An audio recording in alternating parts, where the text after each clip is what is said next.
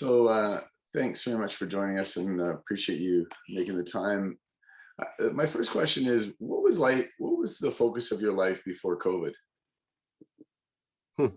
Bruce, I had a much quieter life. I still run a private equity firm in South Africa. It's a middle market private equity firm, and I maintained the discipline of staying well below the radar, and getting on with life. When I wasn't doing investment stuff, I have a wide range of interests: reading, bird watching. I windsurf. I love the bush, and anything to do with nature. I will, at the drop of a hat, disappear off to a rainforest anywhere in the world, or a savanna. I love being out in the wild and studying nature.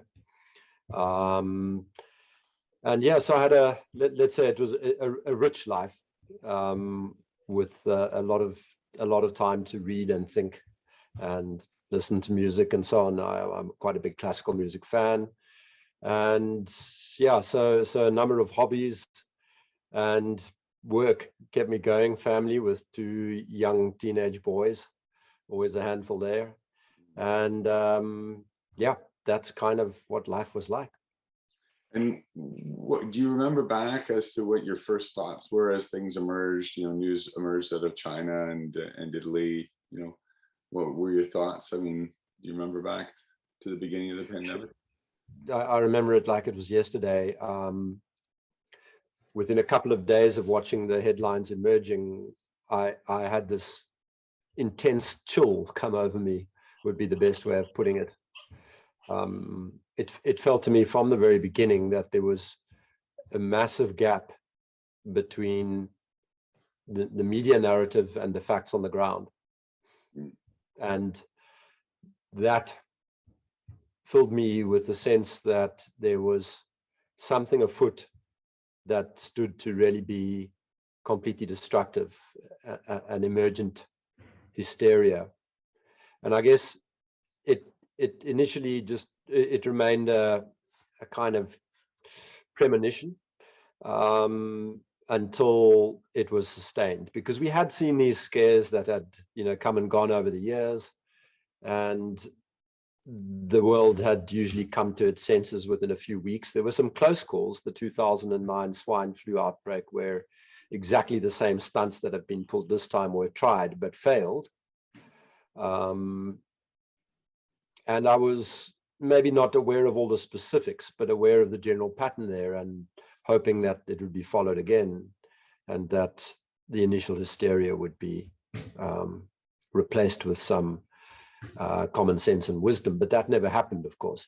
Yeah. And as my annual investor conference approached, and I needed to sort of pay more attention to the facts and try and understand where this thing might be taking us and what the implications might be for the investment fund, I began to get more and more of a sense that there was something massively wrong with the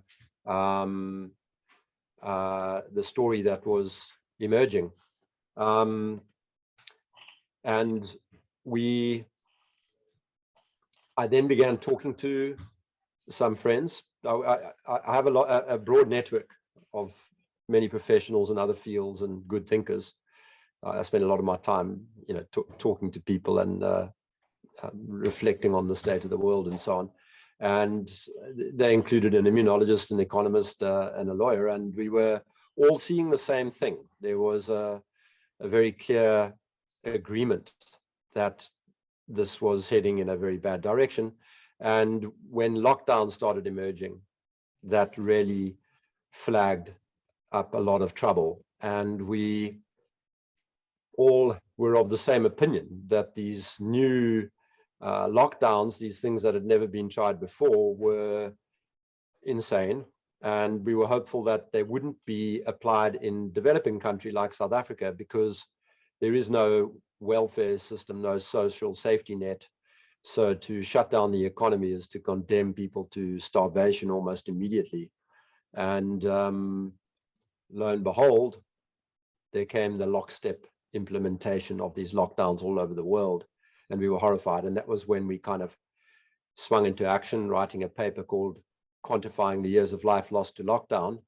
And that paper was simply trying to point out to people that no cost benefit analyses had been performed, and that they ought to be, because in our opinion, the public health consequences of lockdowns, mediated by their economic impact and collateral damage, would be far greater than the consequences of the apparent epidemic. And we, sorry. You're just taking my next 5 questions. No, I'm just kidding. That's fine.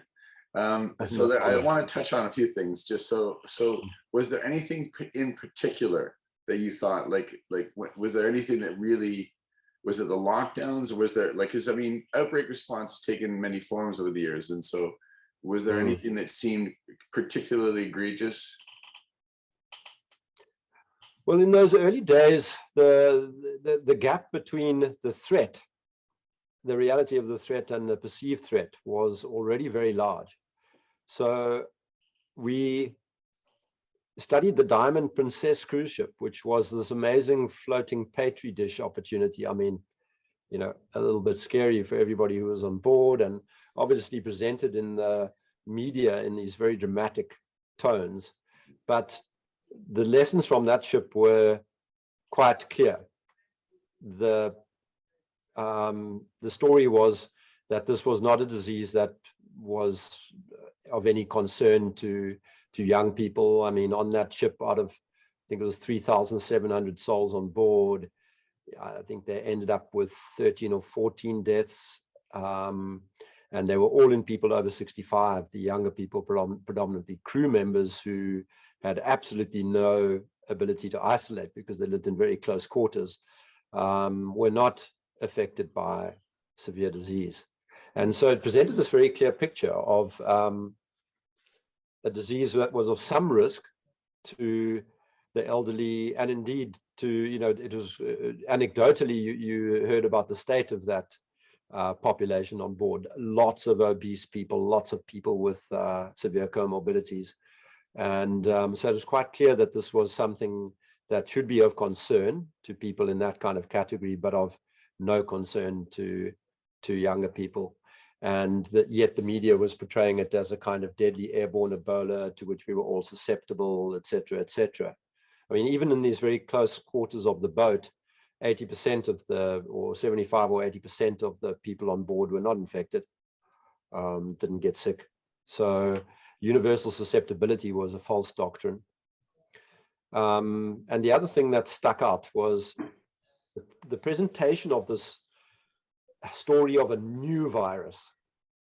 That struck us as immediately misleading, because in February already of 2020, the International Committee for the Taxonomy of Viruses had expressly pointed out that this thing was so similar to SARS-CoV-1 that it didn't even merit being called a distinct subspecies or species. They described it as an individuum of SARS-CoV-1, which is, you know, to say like Bruce is to Nick.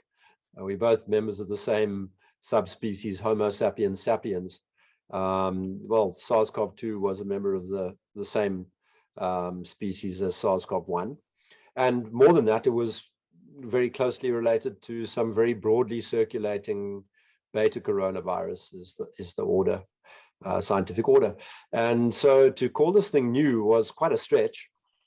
And what a person who studies immunology would expect to see is widespread pre-existing immunity because of familiarity of our immune systems with these similar viruses. And so the whole narrative of a new deadly virus was simply wrong from the early days. And yet that is how it was portrayed and continues to be portrayed today. You will still find people in these academic institutions and media institutions who believe that at the beginning of this all, we were universally susceptible or immunologically naive, and nothing could be further from the truth. Yeah, there's if I'm not mistaken, it's an 85% similarity, and I think they've said that 15% of us couldn't get COVID even if we tried. Like they're just almost impossible for us to get it because because of previous inoculations.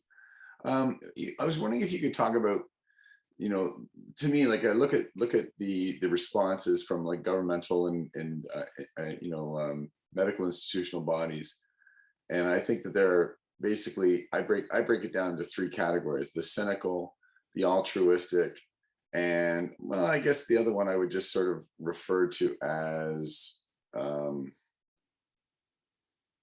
I don't know, logical, but just logical. So something makes sense, or and the it seems like we very quickly fell into this sort of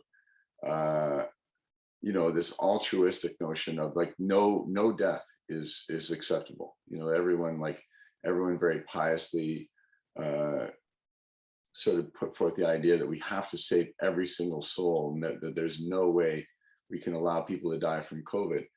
And I think what I found interesting was that somehow the cynical decision makers were able to manipulate that notion to get what they wanted. And I think back particularly to in the midst of the crisis, the United States Senate came up with an agreement between the Republicans and the Democrats.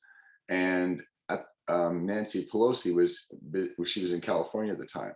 And she flew in, and famously at night, the night before they were about to vote on this resolution, I think it was just for $500 billion, which is nothing now, or something. Might not even be that. It might have been like $5 billion. Anyways, she put the kibosh on the deal, and she just said, no, we're not going to do that. And she had a whole list of things that she wanted. One of them being $25 million for the Kennedy Center for the Performing Arts. And so I'm wondering if you could speak to that. How did you notice those cynical motives arising early on?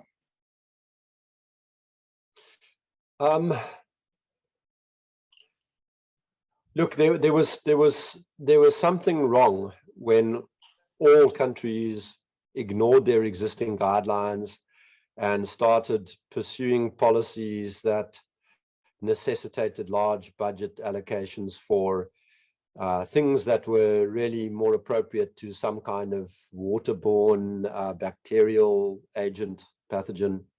So all of this PPE and perspex and stickers and all of that kind of thing, there were lots of procurement budgets set up, and those budgets began to be plundered very quickly, and very obviously the contracts were hastily signed and outside of the normal kind of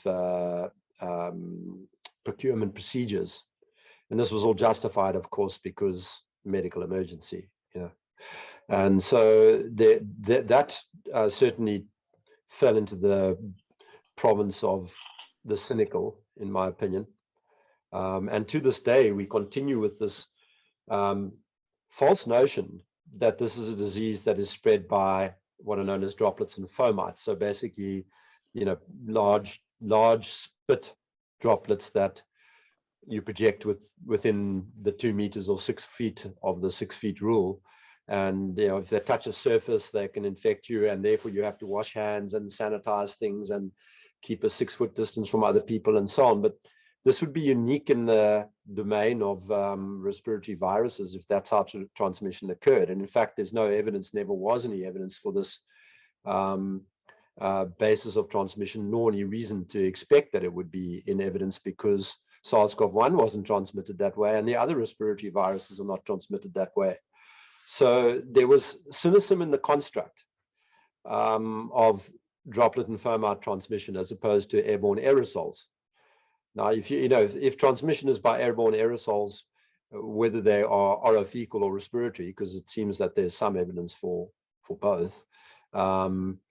If transmission is by airborne aerosols, then all of these other measures that necessarily won't work. They're the wrong things to be doing. As I say, you'd employ them for some kind of bacterial infection, perhaps.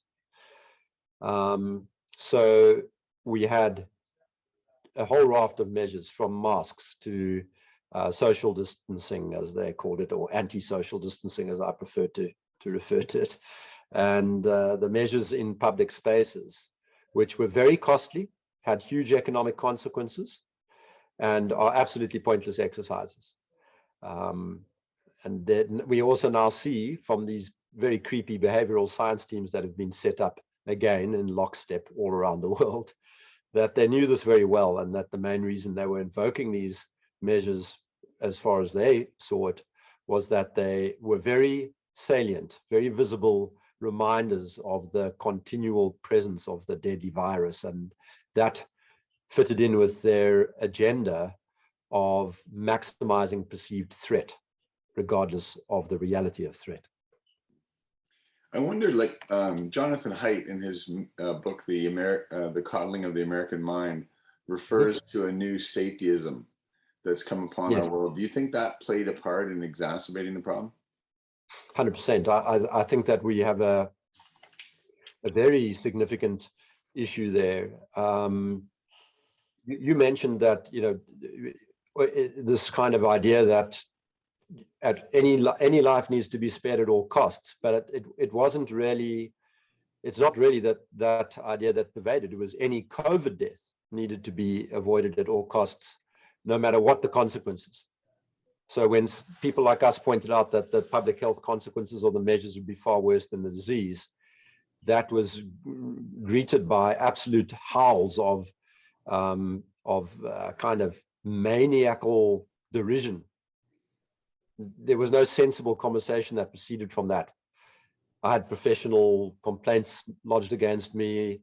I had newspaper smear articles written. I had friends who had never contacted me about my views suddenly writing on social media that, you know, I'd become alt-right and all sorts of weird things, which I'm most decidedly not. Yeah. So yes, safetyism and safety culture, along with its fellow travelers, cancel culture, are very much to play here. And I have, on a number of occasions, thought of Jonathan Haidt's work. When in doubt, call someone a racist. Yeah, when in doubt, call somebody a racist or alt-right. Yeah, it's just, you know, and then a whole bunch of other names that are basically weaponized terms of propaganda art, such as conspiracy theorist or anti-vax. So basically, I've now learned that if a person is using those terms, they're bad actors. Yeah. You know, you will find out eventually what it is, who's paying them, is usually the answer. But if somebody is out there calling you an anti-vaxxer or a conspiracy theorist, they're bad actors. Yeah, I think the speed with which someone employs pejoratives is, you know, if right at the beginning, or if when pressed they rely on pejoratives, then, you know, you're dealing with a bad actor. Yeah, I made this point to a journalist who turned on us this morning, actually, and he said, "But you call me names all the time, you know." And I said, "The difference is my allegations against you are factual." So how did Panda come to be? Like, because you know, you talked a little bit about the evolution, but then Panda came to, like, this is how I first interacted with you in some of your early interviews, and I just wondered, like, how did you then expand your circle of you know, the circle you first talked about, immunologists and people who are in the know? How did you expand that out? Well, there was very little intentionality to it. You know, it spontaneously formed really around the effort to write that first paper. As I'd written a series of letters to people who I thought might be sensible about all of this. You know, as I mentioned, I have an extensive network, and so I wrote to people who ran NGOs and some of the senior public health officials who I knew, and cautioning and just asking them, you know, have you really thought about this? Have you really stepped this through? And in the maths I'm doing suggests that this is a very, very bad decision. And I got some rude replies, and in most cases, no replies, even from people who I'd known for many years, just didn't bother. And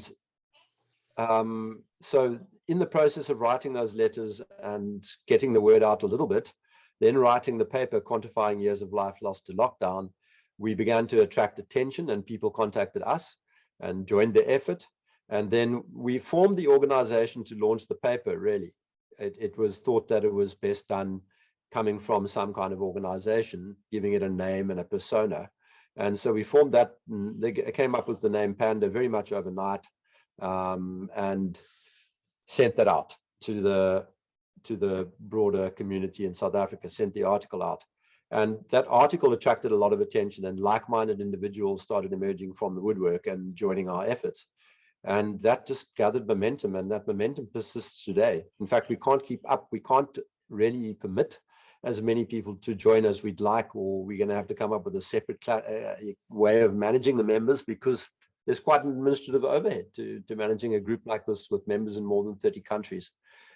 A big step was in October of last year, when we realized that nothing our government was really doing was as a matter of its own choice. They were being told what to do and doing everything they were doing under the air cover of the World Health Organization and organizations like the Bill and Melinda Gates Foundation. And so we decided that there was no point fighting these local battles, or at least only fighting these local battles. We had to form a more international approach to tackling this problem. I had an interview with an individual who lives in South Africa, and she works in sort of the respiratory aspect of COVID. And she was saying that one of the things that I wasn't aware of is that South Africa is very much the idea is an entrepreneurial, let's fix this together. And she was really surprised that the government of South Africa didn't try to employ that, didn't reach out to the people and say, you come up with ideas and you bring them to us, and we'll try to implement them. Because that's very different from, for example, in Canada, we don't really have that. I'm sure we have our own forms of industry, but I was wondering if you could speak to that a bit. Yeah, I mean, we have a long history of incapacity at government. They haven't for a couple of decades now been able to get anything right. So to see the whole population fall in line behind these very idiotic rules, and when I say they were idiotic, I mean there were some spectacular examples in South Africa during the hard lockdown. They had kind of almost Soviet era style rules. So for example, you could buy a cold chicken, but not a hot one. And you could buy shoes as long as they didn't have open toes. So I like that. That there were people out there who were so excited about this opportunity to push people around and tell them what they couldn't do was notable. And then this population, which behaved as if psychosed and simply fell in line behind the rules, whether it was the performative act of wearing a cloth mask to protect yourself from or protect others from a virus. Well, I mean, an idiotic idea, that one. But everybody just went straight for it and started, in the streets all of a sudden I'd go for a run after the lockdown was loosened up, and somebody would come past me in the other direction saying, "Where's your mask?" Outdoors, running at 4.5 minutes a K past the guy, and he thinks I should be wearing a mask. So people's cognitive capacities were immediately impacted after just a couple of weeks of the hysteria, and it was very clear that we were dealing with a kind of strange mass psychological problem. Well, we'll touch on that later. I just wanted to follow up with you about your guests, because some of the guests that you've had are just, in a sense, the creme de la creme of the people who are skeptical of the what I would call this outbreak response, this global outbreak response. And did you find that you had to go seek those people out, or were they welcome? Were they really welcoming of the opportunity to speak to you?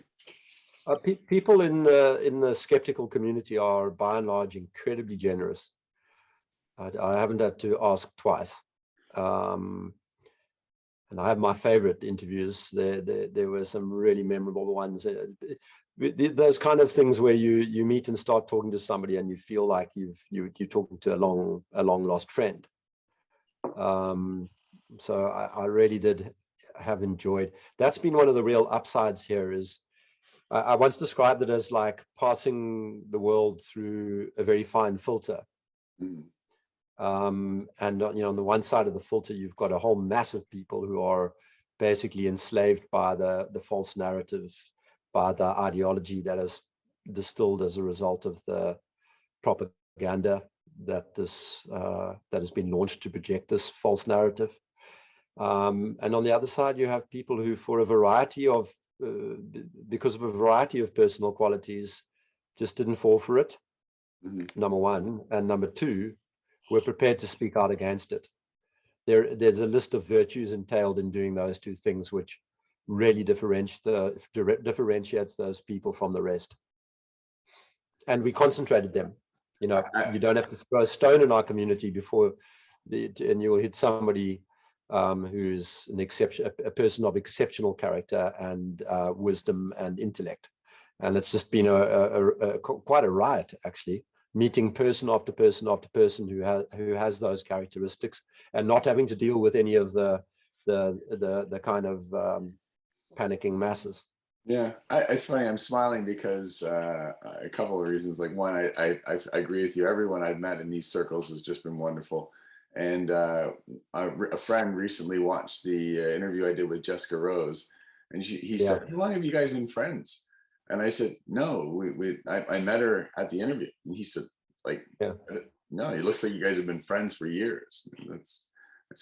I had exactly the same experience with her as well, you know, and it turns out we have these interests in common. You know, we both surf, we both do longboarding. She's actually a competitive longboarder, and you know, so within seconds of entering the room, you know what you're meeting, what kind of quality person you're meeting. So this kind of, it's almost as if 10 years of trust building is compressed into a few seconds, and off you go, talking about the really important things in life and the epidemic. So, you know, exactly the same. It's just this sort of feeling of a long lost friend on the other side of the line. I wanted to explore a few things. Like, you know, one of the things that was so disconcerting early on was how democratic processes were set aside for executive mandates. And I was wondering if you felt that that was as troubling. Absolutely. I like to point people to the 2019 pandemic respiratory virus guidelines of the World Health Organization, where everything that has been done is ruled out as being bad practice. It's not sort of, you know, we don't recommend it. No, they say don't do this, you know. I know. In Canada, we created these guidelines. I believe it was 2015. And they didn't use any of them. They completely set that aside. And it's the same all over the world. The UK had a set of guidelines completely ignored. That's why you know, even the concept of, we went away and locked down or quarantined healthy people. Most of those guidelines rule out quarantining sick people. That's how far we departed from the guidelines. So it's truly amazing that all of the, not just the liberties enshrined in constitutions and in liberal political philosophy, but also the hard-won principles of Alma Ata, the Nuremberg Code, the Helsinki Declaration, Syracuse principles. You know, you just go on and on and on. There are probably 20 foundational documents of public health and human rights that have been violated, not, you know, it's not, you know, not by a small amount, violated in their entirety on numerous points, and most flagrantly and without debate. There even some of these stories even involve, they're considered to be so important that they set up procedural safeguards around the editing process. So if you want to revise the code or the guideline, there's certain things you're meant to do.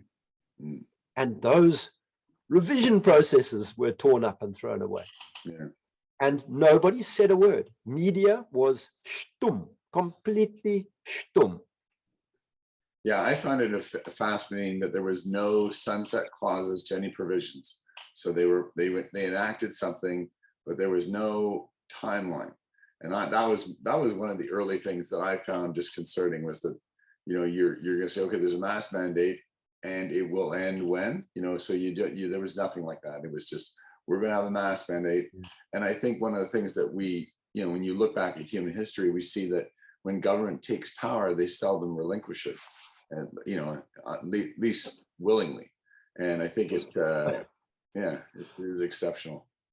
Yeah, I mean, and these things are obvious to anybody who's read 5 pages of history. Yeah, I wanted to ask you, how do you think the WHO has infiltrated and driven the national responses of each, you know, throughout the world, but especially in Western nations, but throughout the world? Because there are places where the WHO has more influence and places where they have less. Interestingly enough, the place where I have more influence is usually where there's a lot of money.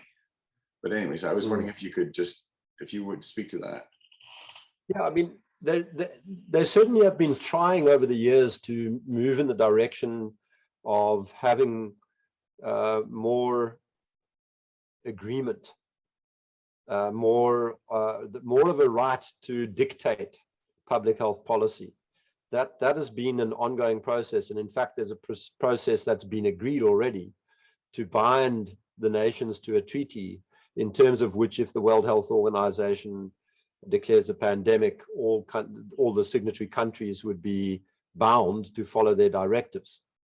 So that has been an emergent political reality, the centralization of public health. My contention, and the contention of anybody who's studied the information problem or organizational design, is that centralization is a very terrible thing, and it's not solved. You know, the myth is that it's something that's solved by AI and the availability of information in an unprecedented way, but it's not. Yeah, the information problem exists because decision making under complexity is difficult, and the more removed the decision comes from the distal parts of the hierarchy where its effects are felt, the less likely the decision making process is to involve any quality. And so that's, I see it more as political centralization, centralism, you could call it, I guess, or and then infiltration. Where infiltration happened is in these large so-called philanthropic foundations. I don't think they're philanthropic at all. I think many people are waking up to the fact that they aren't. And those funding arrangements are particularly insidious. When you study them, what you realize the game is they're not bequeathing money to organizations because they want them to be able to fulfill their projects. They bequeath just enough money to buy influence. It's usually tagged to a project of some sort or another, but the donations are not going to places where there is need. You know, that's what you would expect to see if an organization was truly philanthropic. They're going to places where they can buy influence. Strings attached. Strings attached in a big way. I wondered if you would just discuss with me just the notion of, like, one of the things that's been startling is the inability of that, you talked about the sifting through society, but that larger group to see certain deficiencies in our response. And one of the things, like, for example, like, where was the triage? Where when we looked at this, you know, why was there no medical transparency in decision making? You know, why were we so focused on certain models and not others? I think about the Neil Ferguson was Imperial College, you know, modeling, and how that just took hold. And then Sunetra Gupta had a very different model, and Michael Levitt, and those were completely disregarded. I just wonder if you could speak to, how is it that people are so unable to see those things, or do you want to take them each one at a time? No, I mean, let's rather approach it in the way you suggest. I think it's an interesting conversation, and I've never been asked the question in that way. So I think the personal characteristics, the first one that you see is independence. And what do I mean by that? I mean, the people in the world who do not really answer to anybody. in the sense that there's nobody who has power over them to shut them up. Mm. And this is, you see it amongst retired scientists, recently retired scientists. Panda's full of them. You don't get the 66-year-old scientist who stopped chasing grant money, who believes that anything that happened here is sensible. All of those people believe this is crazy. Yeah. So we have a lot of members who are, you know, retirement plus 1 or 2 years, or the day after retirement, basically. Yeah. In the scientific community, a huge portion are in that kind of grouping. Then we have the entrepreneurs and the business owners who do not include amongst their customer base government, and they are happy to speak out and are thick-skinned enough and stand enough on their own feet to withstand a little bit of pushback. So they're important. And then you get these scientists of incredible stature, people like John Ioannidis, Sunetra Gupta, who are giants in their fields. And I think that enables them to speak up, because nobody can turn around and say, oh, but wait a minute, he's crazy. He wrote a paper saying this, 3 months ago, and discard the person, tell them that they're misinformers or second-rate academics. I mean, the attempts have been made. Yeah. There've been some incredible slanders against Sunetra Gupta. Very painful for me, because she's one of the people, one of my favorite interviews. I love talking to her. Mm-hmm. Haven't spoken to her for a couple of months now. Must fix that. But just, as soon as you start talking to her, you know that here is a person of deep reservoirs of intellectual ability, humanity, and depth. There's perspective and breadth of vision going on in that head. And so, that if nobody could deny it. Speaking to her for a couple of minutes, you get the sense it's the atmosphere is thick with it, sort of thing. Mm-hmm. So it's those people who are either giants in their fields or independent by virtue of being giants in their fields, or having won a Nobel Prize like Michael Levitt, or being a business owner or a wealthy person, independently wealthy person, or a recently retired academic. A lot of people of that nature. But it's not the case that all people who are in that position have spoken out. So there's something else going on. There are some other characteristics going on. And I think a lot of it comes down to something like courage. I use the word thumos a lot, because it's kind of I like dragging these old words from the past and reminding people what they mean. And thumos is this Greek, you could call it a virtue. And its closest term, as in English, there is no term of direct translation. People usually use that word to describe the virtue. But the closest connection would be the term spiritedness. And it's the opposite, you see, of that safety culture type mentality that you're talking about. So the hide under the bed response, the let's all put our skirts up over our heads and run around screaming, which is what, face it, that's what most people did. The opposite of that is the person who says, calm down, don't panic, let's have a look at what's going on here. And no, this fear mongering is wrong, both of them. This is a vice, to succumb to fear, to cause people to be fearful, to fearmonger, to project maximal threat. That's a vice. This is wrong. Yeah. And those people have that sort of that core, that quite strong, solid core of courage, spiritedness, thumos. Calm, calm, and almost a blanketing of calm over you. When you listen to them talk, that there's not. It's funny you use that term, and I was thinking about the telos, like yes.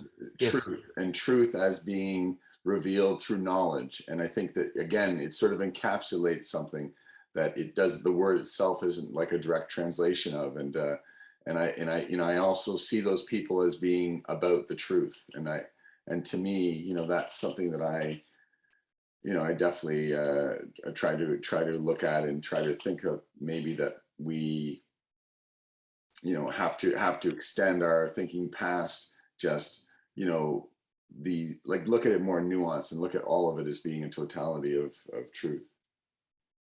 I think I stopped the recording. I hope I didn't. No, anyways, but it'll be fine. Whatever. The magic of putting things together. Go ahead.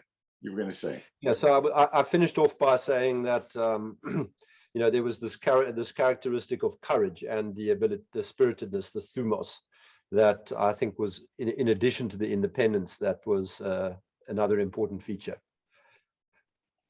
Yeah, and I was just picking up on the fact that I saw it as being the notion of telos, which is, you know, the truth, and how that doesn't translate strictly as the truth. It's everything about truth. It's the seeking of truth, and it's the speaking of truth. And I think that that's something that is a commonality amongst the people who are rejecting what you might call a narrative, and they're trying to say, wait a second, hold on a tick, this doesn't seem to be the truth, and no matter what the cost, or, you know, whether it's personal or professional, they are intent that they would pursue that truth. Okay, you've given me a thread to pull on here, because, you know, telos, it is the truth of purpose. A person with oh, great! I had to meet up with someone who actually knows it. The full. No, you know, teleology is this sort of this branch of philosophy that goes into the purpose of things, and it's an Aristotelian kind of concept, and I think it's important here. In this sense, those people, the independent people with spirit and courage, have an almost tangible sense of purpose. That's very, very clear in them. They're not all tangled up with the material aspects of their lives. So yeah, your reputation might take a dive if you speak out and become a minority voice, the voice in the wilderness, the person who everybody thinks is crazy. You might get into trouble with your professional organizations. So if you've heard Peter McCullough talk recently, you've often heard him say, I'm going to lose all the letters behind my name. I don't care. What he's saying is he values integrity way higher than he values reputation. And I'm sorry to say it, but for most people, it's the other way around. They will sacrifice every ounce of integrity to try and preserve their reputation with their peers. And this is especially true of people in the kind of broader elite classes. So there's that combined safetyism and safety culture, the presence of a vicious cancel culture, a huge preservation instinct to preserve reputation, and a very poorly developed sense of teleology. Yeah. And all that together is a recipe for an ethical disaster, which is exactly what we've seen. Yeah, I often think it, like, when you look at that spectrum, the people that are talking out against the people who are, you know, I would say captured by the institutional narrative, there's a group in the middle, and that's a very soft group. And there are a lot of people who fall there who, you know, you almost get a sense of what they believe by their silence, and the fact that they're not coming out as strong as this group on the side that is, you know, following, in, as you said a couple of times, in lockstep. And I think that's the group in the middle that I think we would want to speak to. And the question is, how do you speak to them, and how have you tried to speak to them through Panda? Yeah, it's very interesting, because I don't think that group is as monolithic as people would like to imagine it. There are people who are more analytically inclined, and once they've seen the facts and the data, they kind of, well, they have their red pill moment and they begin to see the bogus narrative everywhere. There are other people who respond more to cues of ethics or moral stature. And it's very interesting. That type of follower is the one who ends up making the memes. So what are the memes like? They talk about, why follow the sheep when you can lead the wolves? Or they use terms like the lion. How do you, they refer to their preferred leader or their sort of iconic figures out there as lions. They use these metaphors. And I think there's a lot there that's where there's confusion because of this bewildering array of information that seems to be, first of all, it's quite complex for a lot of people. Then it's also quite contradictory. So they rather say, okay, no, don't show me any more graphs. Don't give me any more numbers. Don't tell me anything about asymptomatic transmission or anything. That's the type of person that I want to be and that I want to be behind, that I want to back, or I want to model my own behavior on. So that's a distinct group altogether, and different people of different character who fall into that. And then there are the people who've been completely brainwashed and who are terrified. They've been terrified for 2 years, and you can see it in their eyes. It's always eyes that you see above a mask, because they'll wear that thing in the car driving alone. They'll wear that mask. So you never see they never see a smile. It's very hard to read, but one thing you can read always is the fear, this terrible fear etched into their. A lot of white in those eyes, and they're wild. They're wild with fear. Wild with fear. Deranged. It's derangement. And so it's a diverse group, that middle. That there are also, I think, people who want to do, it's a terrible thing to see how people's desire to be good, to do good, was harnessed in this very evil way. And so they thought, okay, there's a big problem here. We've all got to do our part. We've all got to play our part. We're going to wear the mask. We're going to stay socially distant. We're going to do this to get over this thing together. And then they begin to look at this and say, hold on a second. Why do I feel like I've been conned? And what those people are in need of is some method of rationalization. And that's what we've all got to think of. How do we help them rationalize their way out of a 2-year-long adherence to something that, in the cold light of day, when you strip some of the propaganda away, is obvious subterfuge, obvious nonsense. How is it that I fell for this thing for 2 years? They need a story. You've got to help them build a story that allows them to maintain their egos, their sense of self-worth. I think you have to return, bring them back to the origin, because what we've done is the goalposts have been moved so many times. I'm an athlete, so I use the sports analogies. The goalposts have moved so many times, and not only have the goalposts been moved, they've been contorted. The shape has been changed, so that they don't even resemble a goalpost anymore. So we have this. We don't even recognize the standards with which we started. And so when I like to try to bring people back to the beginning, how many people are infected? How many people die? What is the stratification by age? What is the stratification by comorbidity?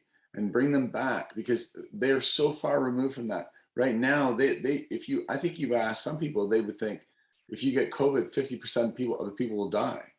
If you take a vaccine, there's no way you'll even get sick with COVID. You can't even get COVID. I think there are people who are so far removed from the truth that that's why you can't even speak to them, because they've been led along, because they watch the news every day, and they watch media, and they watch certain types of media, and they have, as I say, shifted the goalposts and changed the goals, so they're almost unrecognizable. Yes, I think this particularly happens inside the medical profession and inside public health, where I've met some people who it's clear that they're not actually trying to mislead people. They've been misled themselves. I had a husband and wife team of doctors walk out of a talk I did the other day where I was challenging droplet and fomite transmission theory, right? And I was pointing out that there's nothing in the literature to support it, and that other respiratory viruses don't work that way, and so on and so on. Well, after 5 minutes of it, they were apoplectic. Couldn't deal with it. They got up and physically had to remove themselves from the room. They were in a huff. They were furious. You could just see it, just shaking with anger. And it's so interesting, because what is that? Well, it's not they disagree and they're interested in what you're saying and would like to show you the evidence in the other direction and correct your mistakes. The effrontery of having somebody challenge something that they've held as a matter of deep conviction for 2 years. That effrontery is the problem, and they cannot deal with it. They haven't got the mental capacity to deal with it. I mean that in terms of the mental reservoir is probably a better way of putting it. They've got nowhere to turn, because when they think about it, whoever showed them the evidence, they just saw other people doing it and jumped on a bandwagon. Never actually had any evidence themselves. That's the incredible thing, is that the cynical have been able to tap into people's altruism. It's incredible. And in a horrible way, because actually the acts they caused them to do were the opposite of altruism. They've been harming our society, harming the poor. The staggering degree of concentration of wealth that has happened in the last 2 years, I'm pretty satisfied that it is without precedent in human history.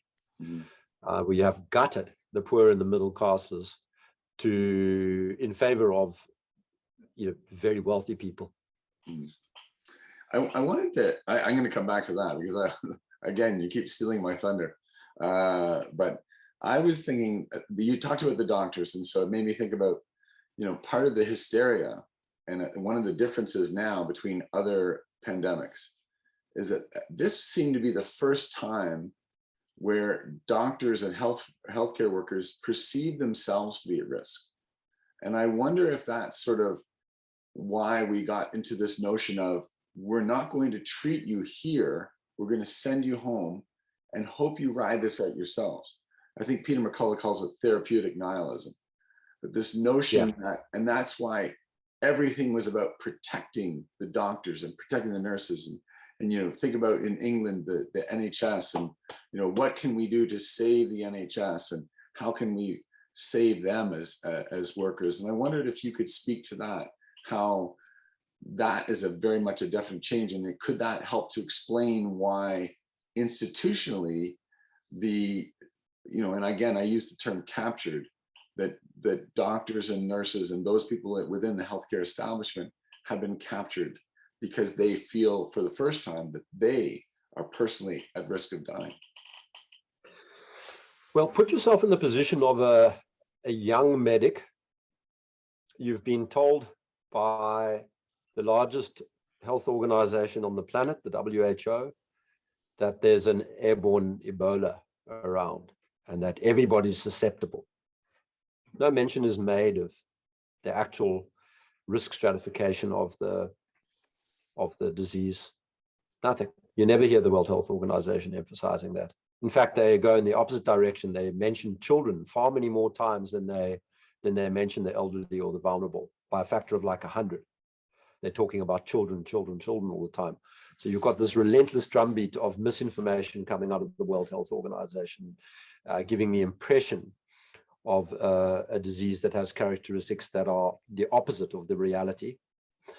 Then you've got all the sheep out there banging pots and pans for you in the morning or the evening, or it varied from place to place, because they kind of believe that it's a bit like morituri tu salutat, those who are about to die salute you, Caesar.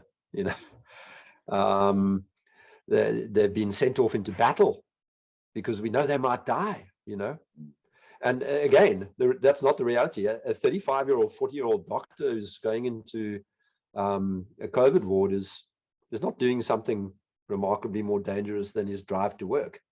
And so that whole mindset of battle and going into battle was really rammed home very hard. So your 35 or 40-year-old medic looks at the situation and thinks, I've got something to be scared of, haven't I? And you know, maybe even to the point of being terrified. I mean, I met such people who'd recovered from COVID, you know, that had it. It was a minor cold for them. They were still terrified of COVID. They were worried about getting it again, still wearing a mask and wanting to line up to get their vaccines and so on. Now, that's derangement. Any doctor who's studied the slightest bit of immunology knows that this is not a reasonable position to occupy mentally or intellectually. But that's the grip that this thing had on them. And so many doctors, I believe, were in that sort of, you used the phrase, white of the eyeballs kind of position from early on. And yes, I think that led to terrible things happening, like denial of service and the abrogation of early treatment obligations. When you look at the governmental response, and I don't know so much about South Africa, when I look at Canada, public health drove completely this outbreak response. And I wonder why, in your belief, other entities like sort of, for example, faith leaders or, you know, commercial industry or even private industry, you know, anything outside of the public industry, public sector, I should say. Why did they rely so heavily, and why were those other parties dictated to? And why did they not bring them together and try to interweave those efforts and bring all parties, all shareholders to the table and let them be part of the decision-making process? You are asking fantastic questions. I love this one. This is going to be a little bit of an extended discourse, because I think what you're hitting on here is a very important thing. Where were the other institutions? Where were the lawyers protecting the human rights? Where was the press, you know, holding government accountable and containing the overreach of government? Where were the religious leaders protecting their flocks from the powerful and inspiring them to courage and to character? All of these institutions were missing, weren't they? They were nowhere to be seen. And I think what that reflects, my view, I know this might not be popular, but we have witnessed a hollowing out of a great many institutions over recent decades. And another follow-up question might be the cause of that, but I don't want to get to that now. But let's just think about this hollowing out process. Our press has been hollowed out. The ranks of intelligent, investigative, ethically motivated journalists are now very, very thin.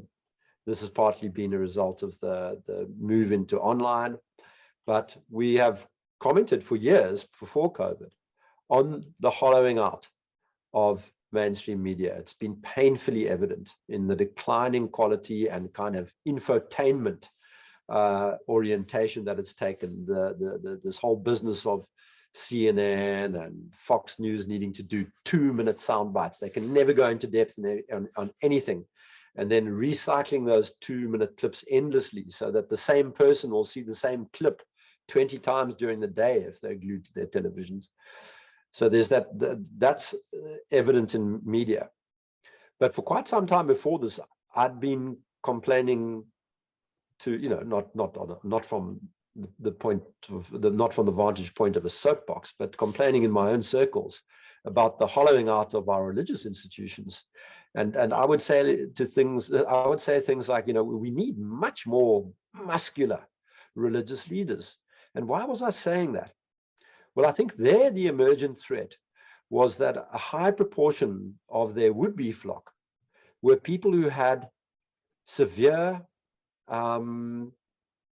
misgivings in a metaphysical sense. They'd found it difficult.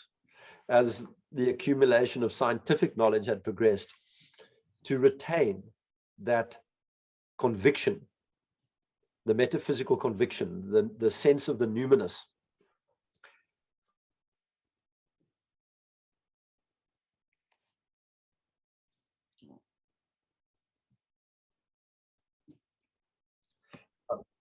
You know, I cut the universe some slack in this regard, because it is incredible that you in South Africa and me in Ontario, Canada can be communicating. So if there are a few hitches and glitches here and there, I'm okay with it myself. But go. Sorry, you were saying something really actually very poignant. So I was wondering if you could go on.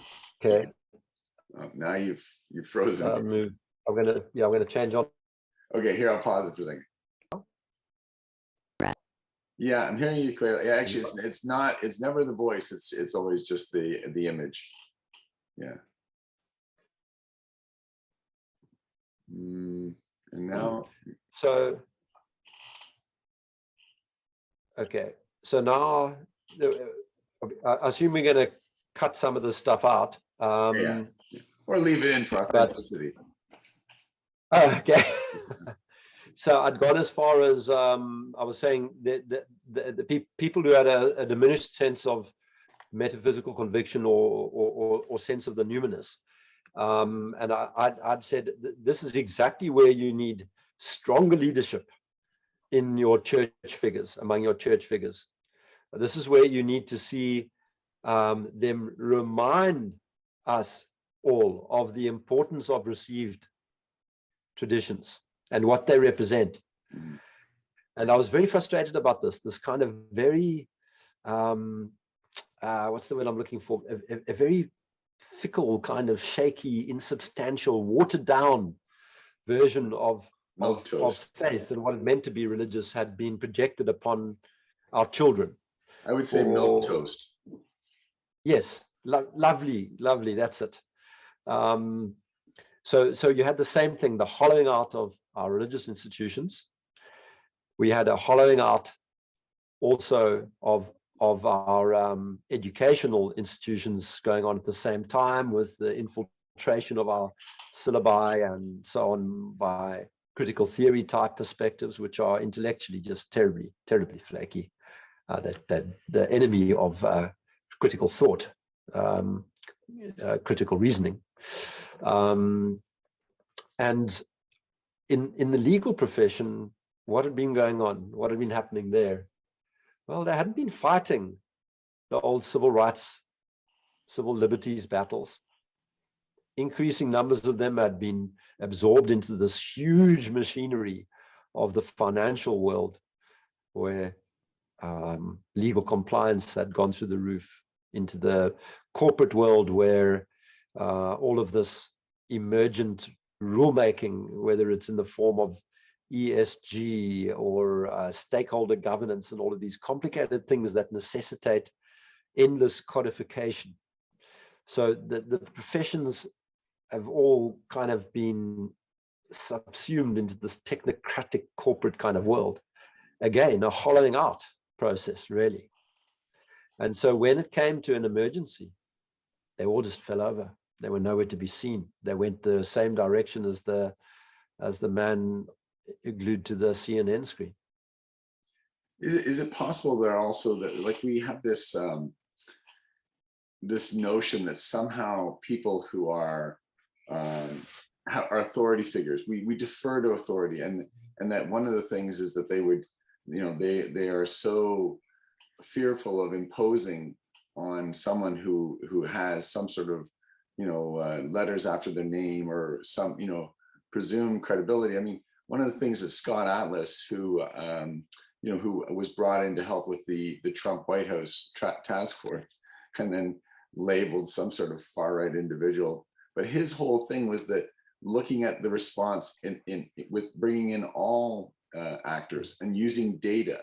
And, you know, in his most recent book, I think it's called not A Pox Upon Our House, but something along Plague Upon Our House. Sorry, Plague Upon Our House. Thank you. You know, he talks about the fact that there was that people were shunted off and actually quieted as though they were not their concerns were not in any way legitimate. And, you know, certain voices were elevated, but without data. And so that that's the thing he found most astonishing. So it's almost like, do as I say because I say so, not because here's the you know, immunological or the epidemiological, sorry, proof, you know, the data to support that. And I just wondered, like, that sort of ties into it. And by the way, the other thing I wanted to mention very quickly was that, you know, you talk about the journalism. I think one of the things is that as journalism changed, you had people who came in who saw ideology as being above truth telling. So they elevated their ideology above that. And at the same time, they were likely millennials. And so there's a tendency for them to be waiting for the stories to come to them. The idea of a journalist going out and searching out a story is foreign because they are so used to social media bringing the stories to them. So in a sense, they're just like, they're gatekeepers. They're just filtering story here, filtering our story here. The idea of an investigative journalist going out and seeking out a story seems completely foreign. So I wondered if, you know, if that sort of fits into your hollowing out theory. Yeah, and also into the theory of the role that postmodern philosophy and critical theory have played in getting us to this state. I mean, these are philosophies that boldly deny the existence of a reality independent of our thoughts. You know, so that they believe this isn't such a thing, right? That all reality is subjective and there's no basis for determining one person's whether one person's subjective reality is better in some way than another than another's. Now, at the moment you've gone down that road, the only thing that you have to rest upon when it comes to dispute resolution, because the truth is not available and reasoned argument is not available. So what do you go for? It's power. It's status, it's hierarchical position, hegemony is the word that they love to use. Yeah. And so, yes, that's what's going to happen when the person raises the difficult questions. You treat them, you don't understand. This is the project that we're dealing with right now. Our agenda is this is what we're doing. This is, you know, and often the agenda is unspoken. So I remember once when we confronted one of our public health people in South Africa, we were with you know, trying to point out that the mortality rates here were very age graduated and very low for most people. That, you know, this is not a disease that presents any material risk to the vast majority of any given population. He was but that's not the program. He used those kinds of words with us. You know, he wasn't saying that we were wrong. He's just saying you don't understand the program. You know. And I think that kind of response that Atlas was talking about, where he goes into the room and he looks around and none of them have got their folders full of papers. You know, if you're dealing with a crisis, the emergent scientific literature should be of great interest to you, but they weren't even reading it. They didn't know about it. They weren't interested in it. They weren't coming armed with any kind of information because they already had decided what needed to be done. We needed to do what the wargaming scenarios that have been rolled out many dozen times, what those scenarios said, because that's it. That's how you do it. You lock down, you wear a mask, you make sure that people understand that there's a deadly virus. You make them feel bad about doing anything that's against the rules. And we're doing that. We're basically doing a public relations campaign. It's a marketing campaign. We're out here. We're in the domain of propaganda, is what they were telling you. They would never have admitted that, but they were in the domain of propaganda, not in public health. You know, it's funny you say that, and I was thinking about the role of you know, sort of you say these this new ideology, this postmodernism, and I think one of the interesting things is that those individuals would see themselves speaking truth to power, but when certain individuals are in power, they get a free pass because no, that's the right person in power. So I don't need to attack. I don't need to be critical of them. I don't need to question them because no, that's, of course, this is what we should be doing. And the notion of objective media. And I think this is where I'd like to touch on the Trusted News Initiative, because I think a lot of people are not even aware of it. They're not even aware, and how like many things, the origins were different than its application through COVID. I was wondering if you wanted to just discuss that for a bit. Well, were they? I begin to doubt that they ever were. Yeah. I mean, and thank you, by the way. If you're trying to give me nightmares, then you bring up the Trusted News Initiative. Sorry. Then the other one, the C2PA, what is it called? Coalition for Content Provenance and Authenticity. I mean, are you joking with me? Are you trying to get me to believe that I've walked into the movie set of 1984? These are horrible ideas.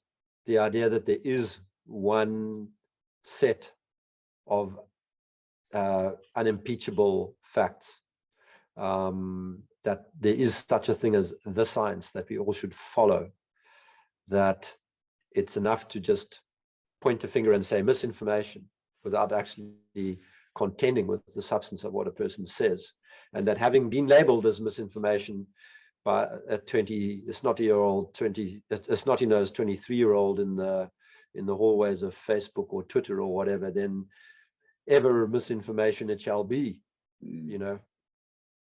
Those ideas are pernicious, and it's the same parties behind it all, right? The same people who are funding the media, fund the fact checkers, fund the Trusted News Initiative, fund C2PA, fund all of these creepy international organizations that pretend to be hugely concerned about fake news and misinformation and disinformation in social media. Oh, it's terrible. People are being misinformed. Meanwhile, what they're doing is making sure that everybody gets the same misinformation. That's terrible. That's Orwellian. Yeah. Well, that's why I go back to the cynicism. Cynically, they want to protect their interests. Their interests are that they get to be the ones that give you news and no one else. And I've heard it said a number of times that without the sand seeping through the fingers, like through social media, and the sands of truth seeping through as they gripped to hold on to the truth, no one, you or I or anyone, would have any sense of what was really going on with COVID.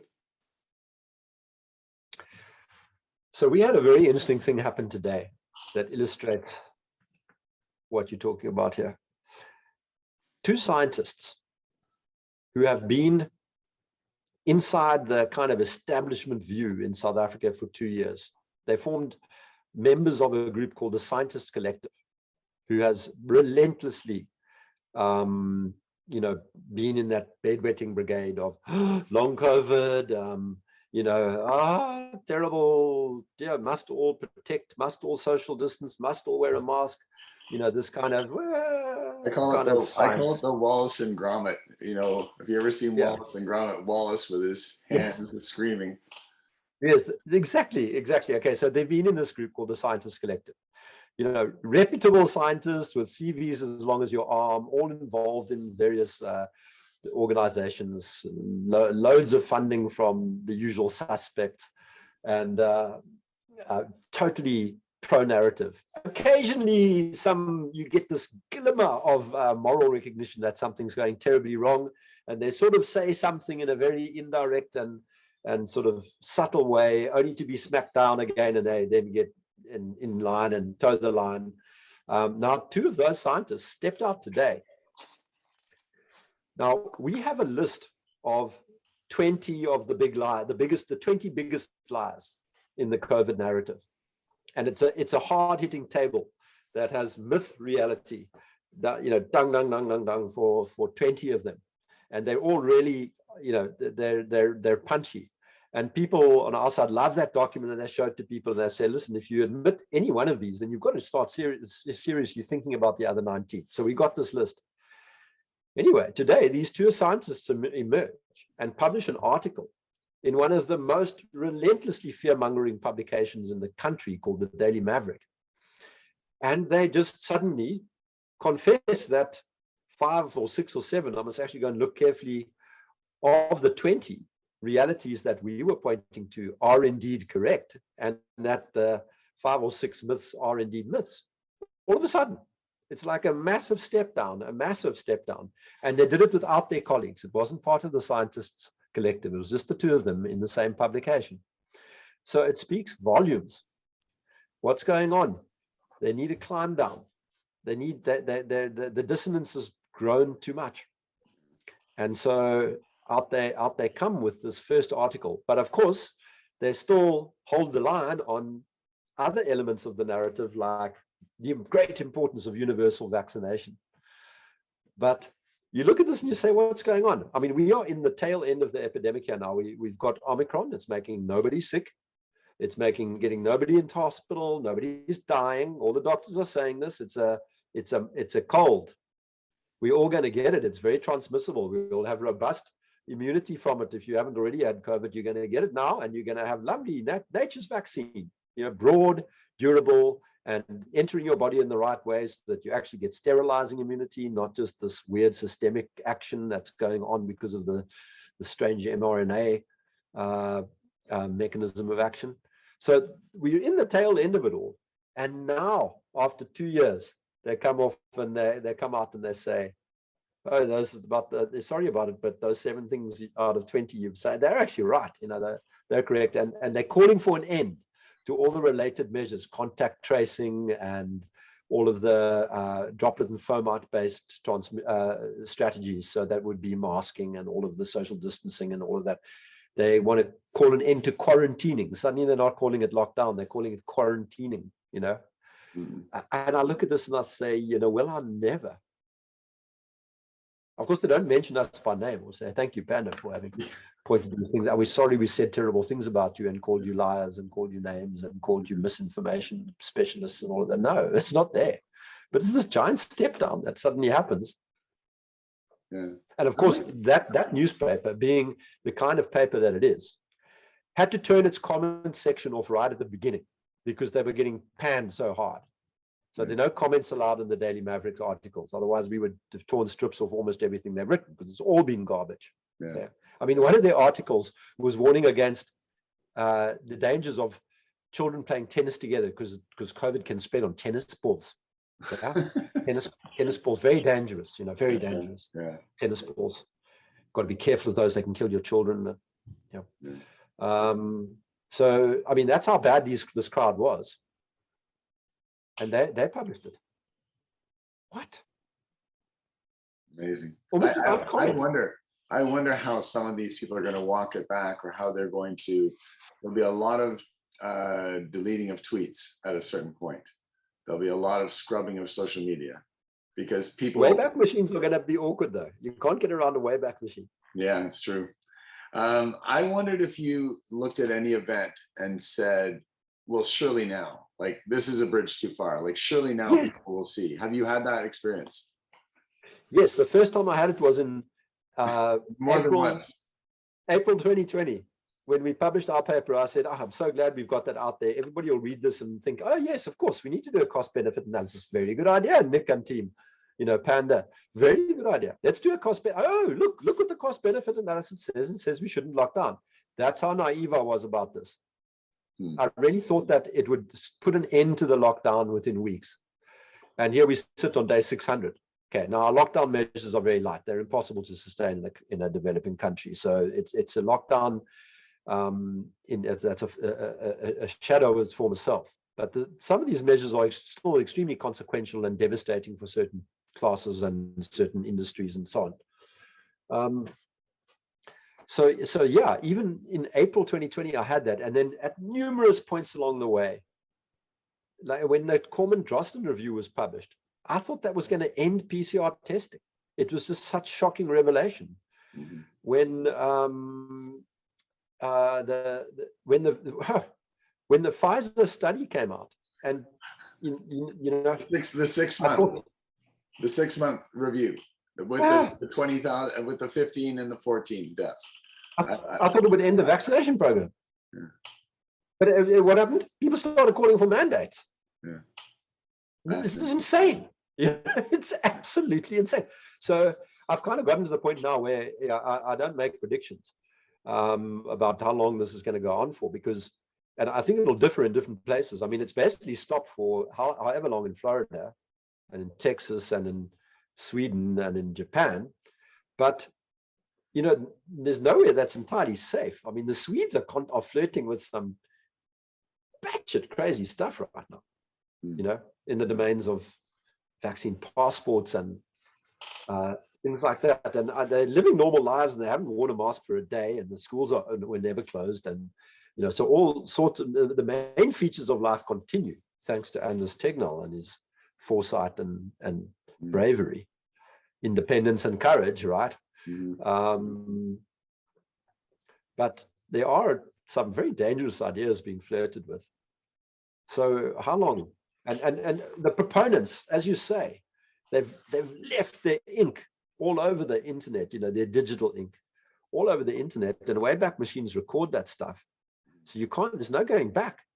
And I wonder there must be a huge group of people who've basically benefited financially, enjoyed the ride from a reputational and status perspective, who've kind of trumpeted a whole bunch of flatly ridiculous claims and notions and policies, destructive policies, who've ignored the evidence staring in front of them, who've been told by organizations like Panda, writing letters to them saying, here, bozo, this is the data. Can you kindly stop saying that stuff? It's crazy. You get a letter like that and they've ignored it, right? As a public officer. And then when everybody's calmed down and stopped being terrified and that letter gets pulled out again, why didn't you respond to this? What are they going to say? They've got to keep doubling down there. And I think many of them will. I think one thing that I sort of, the way I look at it is that I'm okay with people who are, no, I'm not okay with it, but the people who have propagated lies, you know, I think that they're going to be able to escape. I think the people who have said that person should be fired, that person should be sanctioned, I think those are the people that need to be held to account. I hope that those people don't escape, because that's the really pernicious part, is that we are living in this age where, you know, I heard a doctor talk about treating patients with early, you know, using early treatment options here in Canada. And they were in a clubhouse room, and one of the doctors said, I'm going to find out where he practices, I'm going to get him fired. And I think those are the people that need to be held to account, because that's the real danger. I think we can't allow that to go on. That seems to be it. You're describing a very broad group of people, though. So, I mean, what these two scientists writing in the newspaper this morning said has been enough to get doctors all over the world to lose their licenses. Amazing. One of our members was fined by the Healthcare Professionals Society of South Africa for saying things that are objectively true. Yeah. And no, he now is on the same side as those two scientists. So what happens next?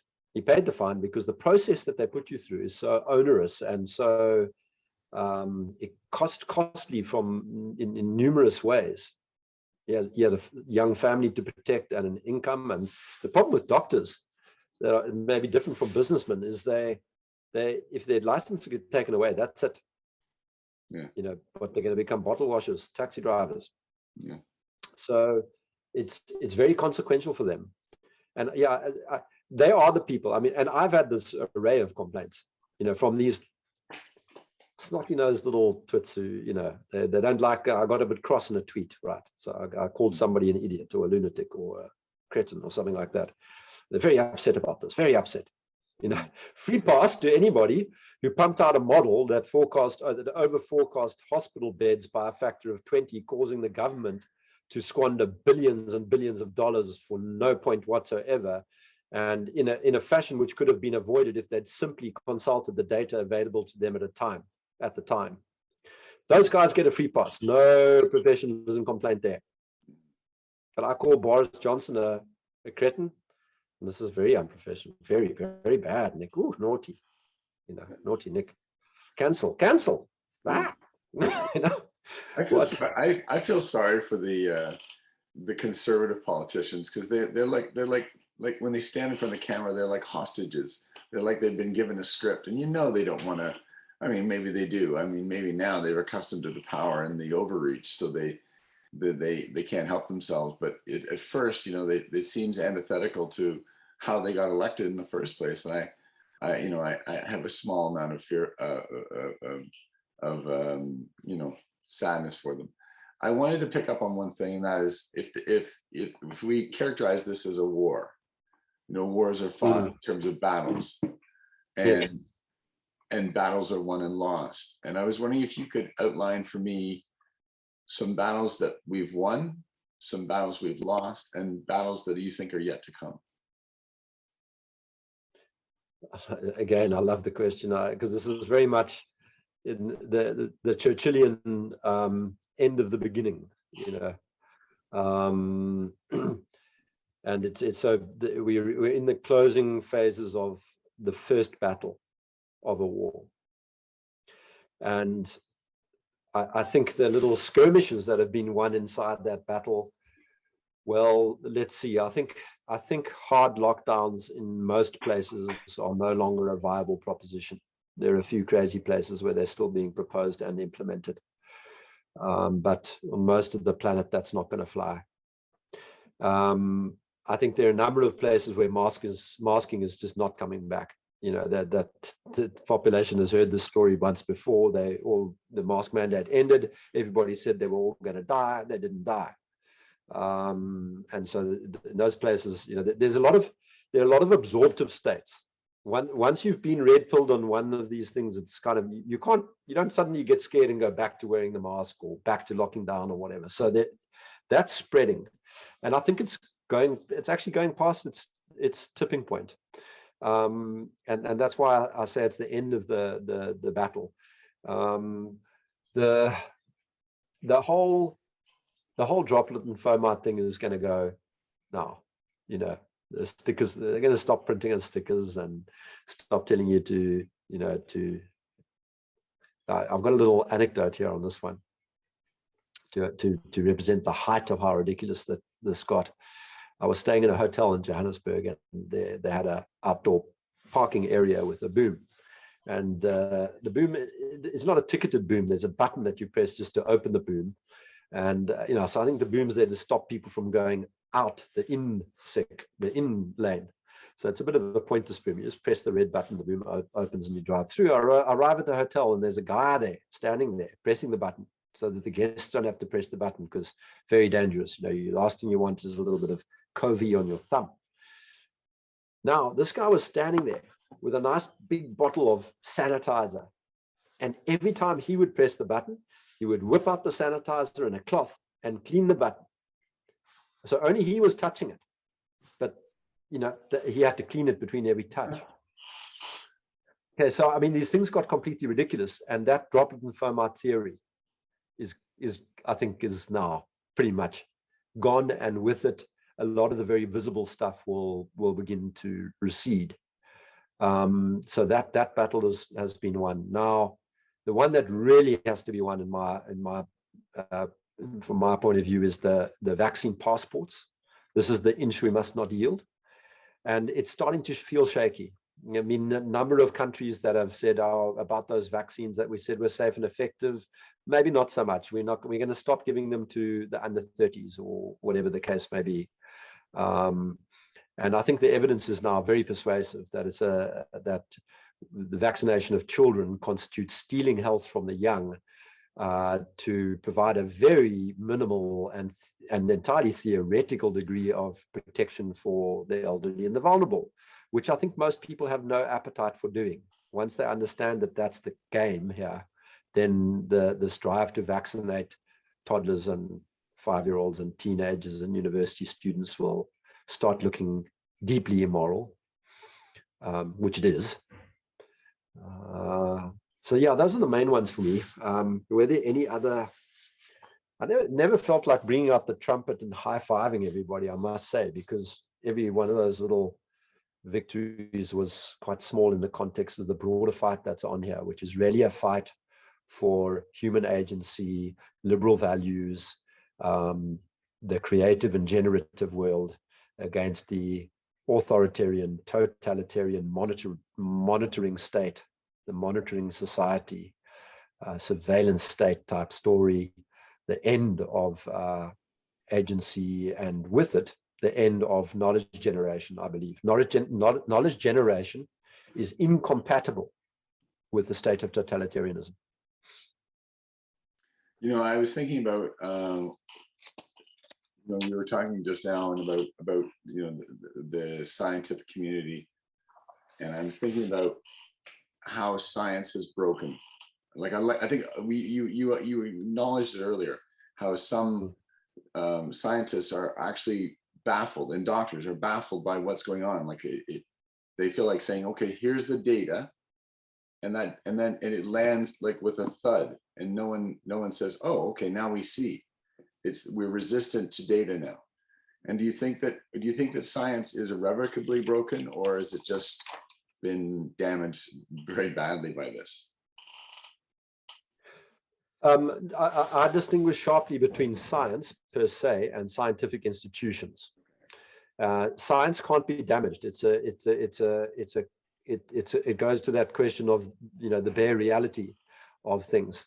So we know that knowledge is only created through processes of conjecture and criticism, through processes of evolution. And how does it work?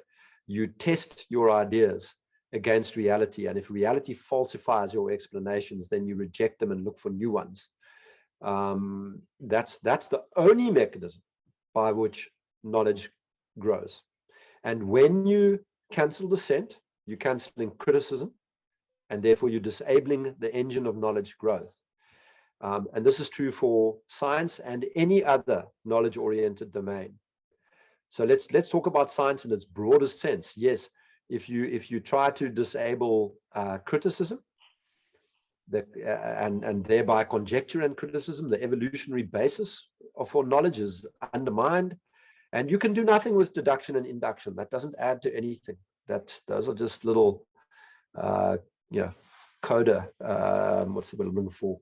Corollaries of the greater truths that emerge from those. So yes, you can threaten science by turning off error correction, but I don't think that that's a big risk. You might find that science is done in smaller quarters, or among fewer people. That the group of people who engage with the world from this kind of philosophical perspective gets smaller. That's entirely possible. But where the real damage has been done is in the scientific institutions. Those institutions are universally captured by corporate interests, and those corporate interests, they have to expunge the engine room of conjecture and criticism. Otherwise, their plans, their agendas cannot be carried out, because they're motivated by their interests, not by correspondence with reality. And I believe that those institutions are beyond repair. I don't think you can pick up and fix those universities. There's some kind of wholesale recreation that's required, and new institutions are going to have to be formed to take their places. The buildings might be reoccupied one day by those new institutions, or those new institutions might infiltrate the old ones, which are kind of on their knees and rolling around in the dirt in various stages of shattered corpse likeness. Yeah, so the institutions are gone, shattered, destroyed. I can't think of a single public health institution in South Africa that I could give a single compliment to. They've all just gone in for hogwash. And I mean, we have this thing called the South African Medical Research Council, and only thing they've done is count coronavirus deaths. They haven't put out any research on early treatment or any kind of, the kind of interesting questions that are being continually asked by this epidemic. They show no curiosity about them, no need to investigate. When it became obvious overseas that there were massive disparities from country to country in the mortality rates, we found that completely fascinating. What's driving that? No, but in their minds, the only reason You know, the only reason you could have different outcomes is because of people's behavior. You know, the people in Japan are very good little people and they wear their masks all the time. You know, that's why they didn't have high mortality. They're so good, so good. And the people, naughty people, more naughty, especially those red state people, very naughty people that don't wear their masks. Yeah. That's why they have more. That's why, you know. Yeah. And so that's the extent of their curiosity, is this caricature kind of the narrative. And so they don't investigate pre-existing immunity or whether differential approaches to early treatment or to communication are important, whether fear isn't causing people to have worse disease outcomes, the nocebo effect. There's a zero curiosity going on. There aren't scientists at all. There's not a single one of them that you could call a scientist. I want to talk about natural immunity later, but the one thing I wanted to say is that I think that all of those organizations have been so infiltrated by zero COVID, the zero COVID mindset, that I think, you know, and like obviously it was Varden in New Zealand, just shutting down that country. And who knows the hardship that's going to befall that beautiful nation in the future. But you look at all these island nations, and I include Singapore in that, or even South Korea, because in a sense, South Korea is, although it's on a peninsula, it is very much an island. Singapore able to create this, you know, insular nature is very much an island. All these island nations are able to apply these zero COVID principles, but not forever, not time immemorial. There is a point where you have to open up to the world. And yet we have zero COVID people in Canada and the United States who think that somehow in these open, thriving global economies that you're somehow going to be able to get to zero COVID. To me, that has been almost beyond insipid. And I just want to know what your thoughts were about it. Yeah, it's completely infantile ideas. And the slavish adherence to them is that it's almost, it's not as if they've gone through some mental process, decided that, you know, that there is no option and that zero COVID is the way we have to go, and that it's terrible because it's a very costly process and it's going to cause massive social harms and that kind of thing. That's not how the thought process goes. They're religious converts to the idea of zero COVID. How can we tell that? How can we be sure that that is the case? Well, the very simple thing that needed to be done in Australia and New Zealand was to conduct a population serology study of some sort. You needed to not just look for presence of antibodies to COVID, but you needed to look more broadly at the existing stock of T cell responses in the population, because there was obviously something going on. In other countries, lockdowns had made no difference to the outcome of the disease. You know, we've got 50-odd studies that show that they just don't do a thing. You know, very modest effects that are not helpful, put it that way. So I'm not saying they don't have any mechanistic difference, but the things that they do don't result in lower deaths. We know that as of now, you know, that's done. Now, okay, so if lockdowns don't make a difference elsewhere, why did they suddenly make a difference in Australia? Is there not something else going on? For example, was there not a prior coronavirus in circulation that has given those populations higher than average levels of pre-existing immunity, so that it's difficult for the outbreak to really take hold? Well, that's a very interesting idea, and it's one that has actually a fair amount of plausibility to it. There's some evidence for exactly this thing having happened, that there were, you know, versions of SARS-CoV-2 out in broad circulation that nobody noticed because they caused mild disease. So in other words, maybe it was like a predecessor of Omicron, you know, that went around in 2019 and nobody noticed.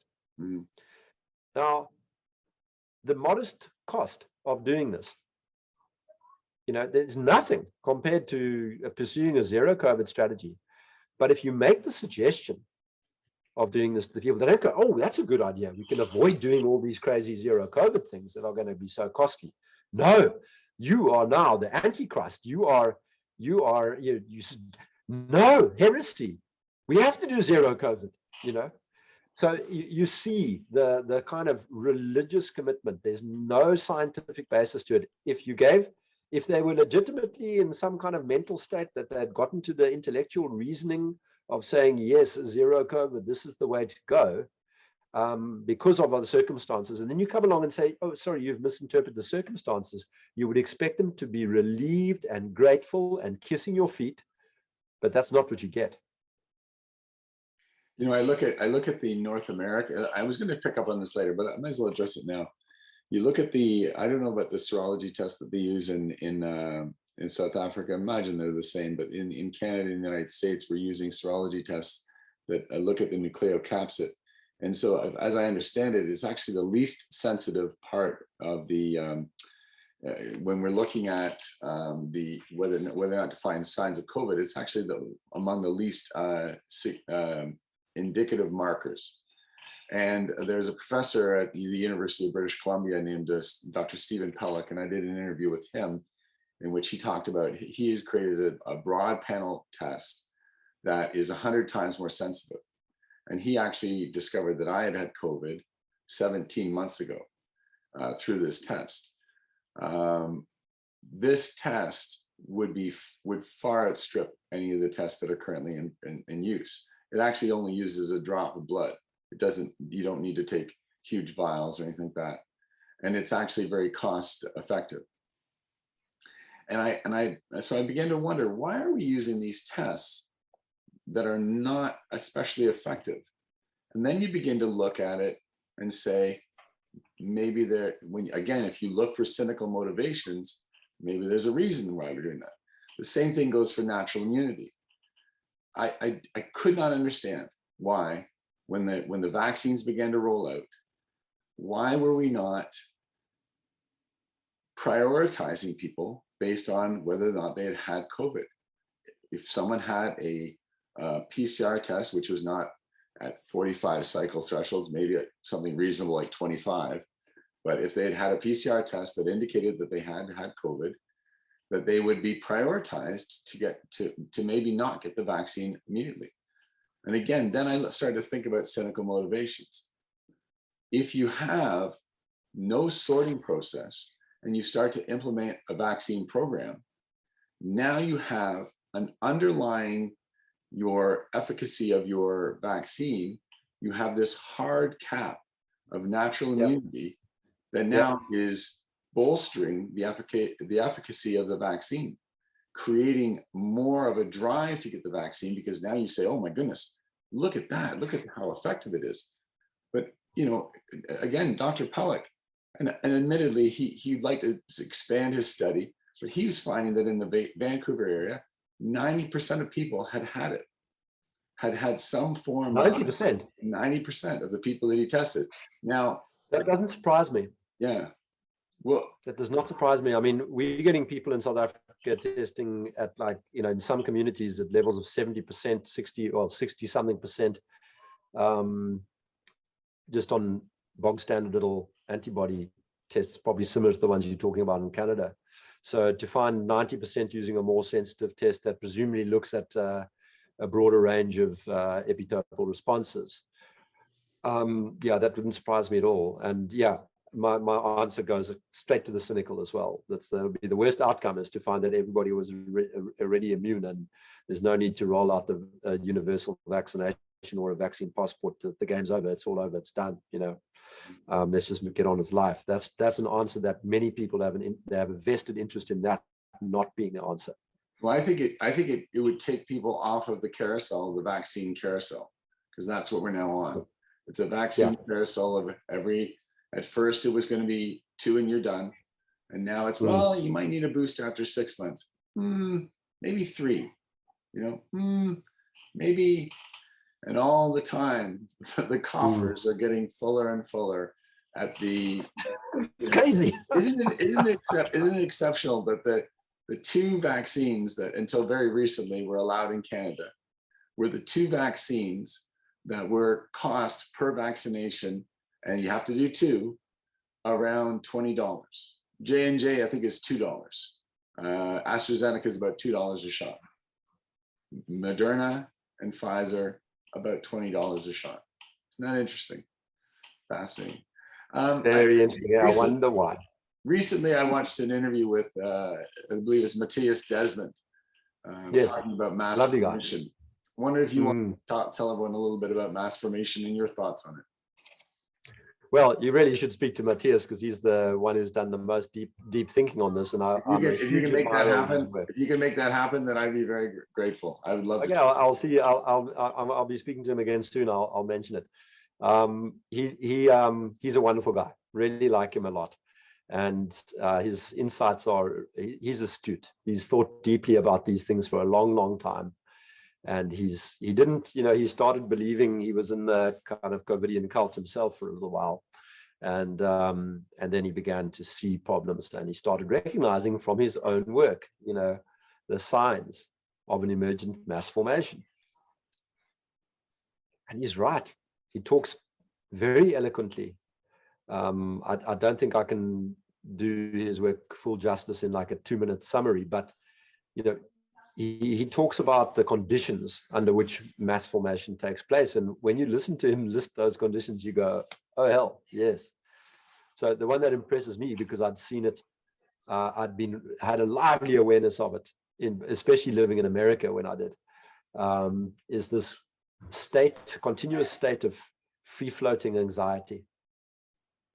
There's a sense of that you're dealing with a lot of people who don't have a sense of real meaning in their lives. They're running after these, on the hamster wheel. They're on the hamster wheel. They're doing a long job that isn't really satisfying in a soulful sense. It's not.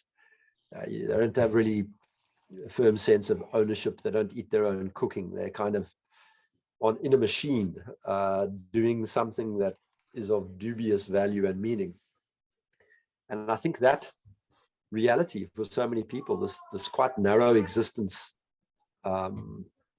detached from any community, detached from a lot of, you've seen cultural institutions of many varieties wither over the years in the face of this kind of work, eat, sleep existence, high mobility, people being uprooted from communities and jetting around the place, and 5 years in New York and 2 years in Dallas and whatever. So where does that put them? That meaninglessness gives them this kind of non-specific sense of anxiety. And when the crisis comes along, that free-floating anxiety has something that it can attach to. And it grabs that crisis, and the crisis becomes a focal point of meaning. And you know who I'm talking about. You've seen those people who, those pasty, gray-looking individuals who would never have said a word to you before COVID, are now very happy to shout at you in the shopping center. Put your mask on, Very cross. They're now the boss. And the crisis fills their talking points.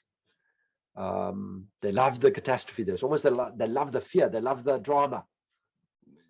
And I think that's what it is. They found the free-floating anxiety found its attachment point in COVID, and so they jump on the train. They become this crisis Nazi prison guards. I feel like to me, it's emblematic of a God-shaped hole in your society. And I'm not 100%.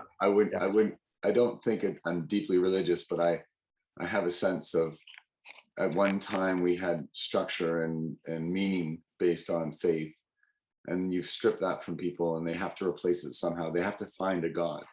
And all men are religious. All men are religious. There's absolutely no question that if you rip out the old gods and you replace them with people who were invented yesterday and who have not withstood the test of time, and nobody knows whether their moral and ethical codes and ways of going about the world are immensely destructive or not, and they probably are destructive because of the absence of any winnowing and testing over the generations. Thanks a lot. Yeah. Thanks a lot, Nietzsche. 100%. Thanks a lot, Nietzsche. yeah. Thanks, Nietzsche. Yeah. Absolutely, yeah. You kind of do go back to these. You think, oh yeah, I mean, it's not as if we haven't been warned, you know. I wonder if you've touched upon this a number of times, but I want to go back to it because you talked about the myopia of Mm. feet down, looking at the feet in front of us instead of the broad landscape. And one of the things that I found scariest about all this is that it's not the wealthy that are going to pay for this. It's the poor. It's Oh the no, third world nation. yeah, And I wonder if you yeah. could talk at length about that, about how the hundreds of millions, in all likelihood, that will die of starvation, in the coming years.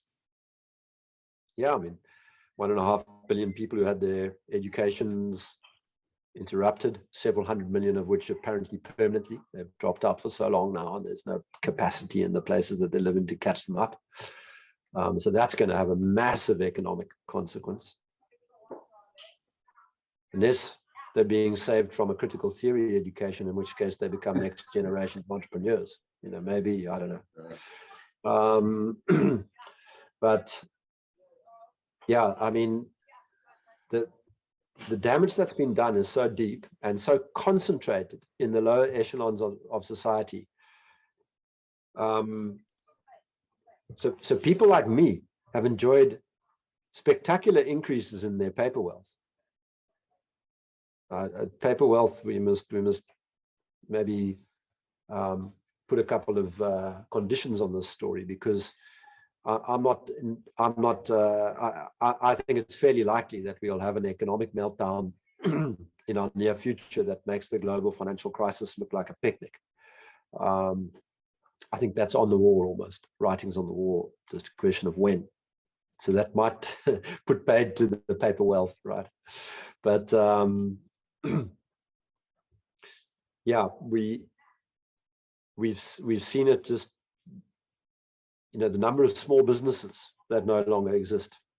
The statistic in America is that 45% of Black-owned businesses have gone bankrupt during the COVID period. South Africa, we have a massive travel industry. It's gone. It's almost gone. And that travel industry is the employer of many, many entry-level people into the job markets, young people, or people the first generation educated people, people who speak multiple languages, that kind of thing. So those people have just lost it. They lost everything. And the continuing fight against the travel industry. I mean, this whole absolute abject nonsense of the shutting down of borders over the discovery of Omicron, there were businesses that were just hanging on there for the Christmas season in South Africa, which is our midsummer time, the peak of our tourism season. Bookings were full and people were coming back, and the businesses that had survived were ready for the season that was going to put them back on their feet. And then boom, overnight, the Cretin Johnson goes and shuts the borders. And Biden as well. I mean, they're all the same. They're all bloody the same. But that damage, so how far does that go and how long does it take to recover? Jeepers, I don't know. And a lot of the damage is still ahead of us, so maybe in the middle market space in business, the things are back on their feet because the deepest cuts of the lockdown are behind us. But there are really long-term consequences to wiping out lots of small businesses and restaurants, and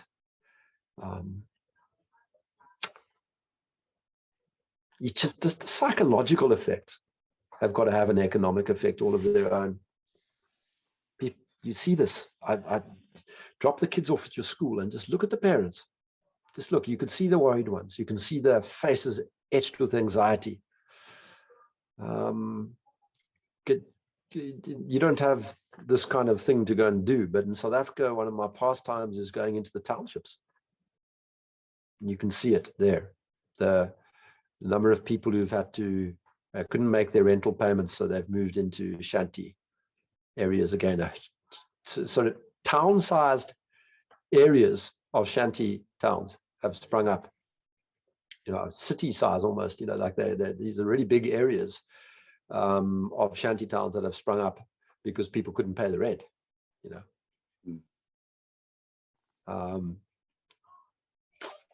So yeah, this is with us for a long time. The collateral damage is immense. And I think for that reason, there's almost nothing you can do about the wave of anger when people work out exactly how they've been conned. Yeah, I just, I don't think, I don't know if there's any,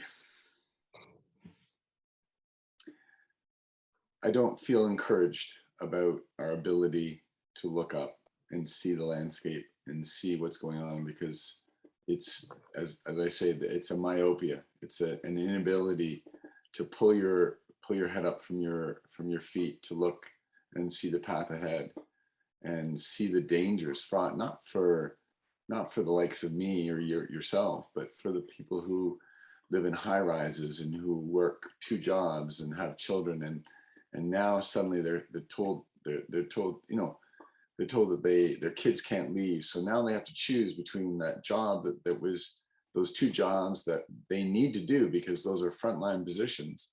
They may not get paid a lot, but they were hoping to have a better life for their children. And now suddenly the equation changes so vastly. And, you know, this notion that somehow, it's bitter laughter, but that the government can just keep printing money and keep paying for nothing as the wheel of industry stands idle. I mean, it's one of my Panda colleagues introduced me to this lovely little descriptive phrase, the electric fence. He says, you know, look carefully, scrutinize all of those domains that sit behind an electric fence, meaning you can't touch that fence. You're not allowed to go near it. One of them is MMT. It's actually very hard to criticize MMT at the moment. Modern monetary theory, this idea that you can print money in with Bannon. That's one of the electric fence issues. It's also propagandized. Got the same types of creepy public relations firms, you know, really promoting the narrative. So it's false, right? But there's a political agenda behind it. Wherever propaganda exists, there's a political agenda that precedes it. So yeah, you're right to look at this. This is a meaningful story. This completely faux theory has been propagated by the likes of America's AOC and by Paul Krugman at the New York Times, and even the erstwhile reporters of the Financial Times. They're now just hacks. You know, these people are all on the bandwagon of MMT. Print it. In the same way as test. You know, it's sort of the parallels are startling. MMT is one of the electric fence issues, and that's meaningful, and it's coming to a theater near you, kind of thing. So yeah, people do need to start stepping back and contemplating these things. What else? What else has got an electric fence around it? Just in closing, I want to read a question from a good friend of mine, and I'm going to read it almost verbatim. Most of what we've said has contradicted almost entirely the response of the majority of nations. So with that being the case, what is happening, and how can we explain what's going on?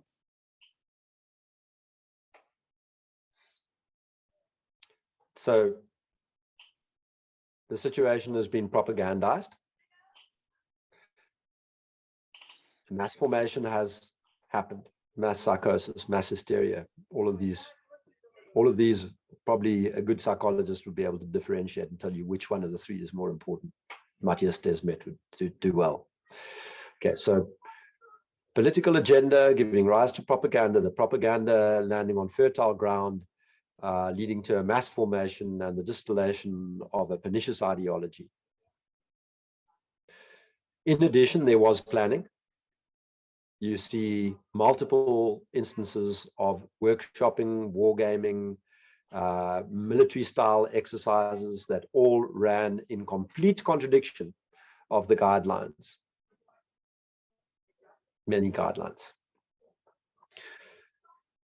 So we are seeing the lockstep implementation of a political agenda. And that's not a conspiracy theory for bloody hell, you know. It's not a conspiracy theory. Those things all happened. They happened in the open. If you want to go and look, you can see it yourself. If you read the guidelines say X. Look at the war games say Y. There were lots of war games. Tens of thousands of public health officials attended the war games. Somebody was planning to do it differently from what the guidelines said. Who was planning? Well, we can see the Gates Foundation, Rockefeller Foundation, Johns Hopkins University, Central Intelligence Agencies, you know, long list of people who attended these things and were the sort of the cheerleaders of these militaristic style response exercises. So that's all there. Why did we do it all at the same time? Because that's what they'd been trained to do. By whom? By somebody other than the public health textbook. Okay, so yeah, I get it. Everything was done the same wrong way all over the place. The world goes into big mistakes on a regular basis. Look at World War II. Do you think there was any sense in that story? Or World War I for that matter? Well, that was a moment of collective international madness. These things happen. Manias. And also, we can't ignore how much of this was structural. Creeping centralization over the years with more and more rights and interventionist abilities being accorded to these big supranational organizations in Geneva and elsewhere.